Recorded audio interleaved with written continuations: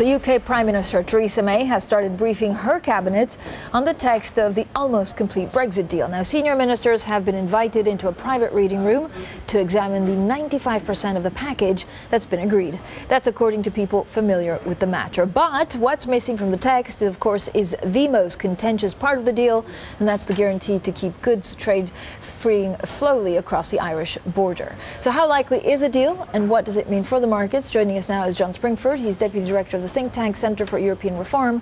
Richard Turnill from BlackRock is still with us. First to the markets, because Richard, I don't know even what you trade on anymore, right? Do you just wait and see? Do you say, look, I'm going to, of course, watch the Bloomberg Brexit show, but chill out until December? So, yeah, what you're seeing is there's clearly market anxiety around Brexit. So international investors, I think, are in wait-and-see mode. That you've seen the UK economy taking an impact from Brexit for some time.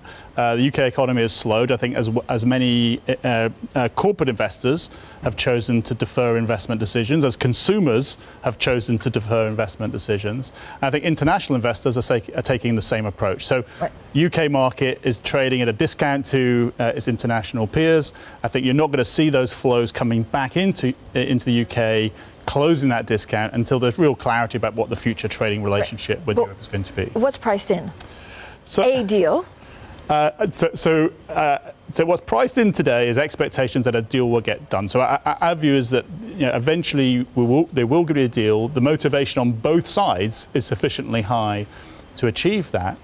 But the concern of many investors is that in order to get that deal, a degree of brinksmanship is required, both between the UK and Europe, and perhaps more importantly, actually within the UK, within Parliament. And our view is that actually you're likely to see those concerns rise before they fall, and actually for that reason would remain quite cautiously positioned towards UK assets today. Okay, John, do you agree with that? I mean, it kind of feels like it's all about the Irish border, right? And I don't know who has to give in first. I do agree with all of that. It's pretty clear just because we've got very asymmetric power here.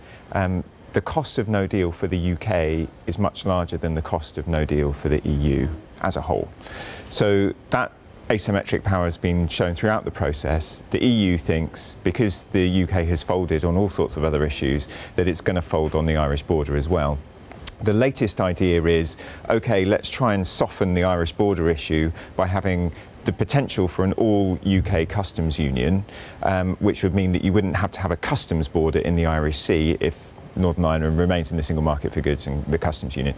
The problem with that for the parliamentary vote is that a lot of hardline Brexiteers really hate the customs union. It's probably the thing that they dislike the most about the EU. Okay, so given what we've just said, is it more likely that we go through a constitutional crisis because the deal that the Prime Minister will come home with won't be approved by Parliament, or will she only put something that she's about 90% sure will get approved to them? Well, I mean, time is going to force her hand. She will have to put something to Parliament. The deadline is thought to be January the 20th.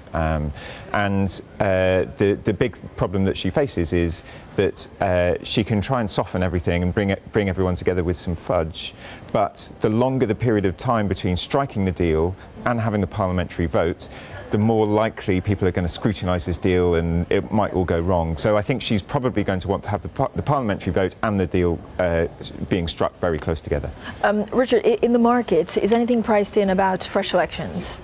I think the market is placing a very low probability on fresh elections, and on the basis that essentially that the sort of hardline Conservatives will align behind a deal rather than force the government into new elections, where the outcome of those elections today is uncertain. But I think it adds to the reasons why risk premium on UK assets are likely to remain high for some time, because not only do we not know what the outcome of the Brexit negotiations are going to be, we don't know what the economic impact of those conclusions are going to be, and we don't know whether that could potentially trigger a change in government. And all those don't knows, all those uncertainties mean that investors, I think, are just going to wait on the sidelines. So what does it mean for pound?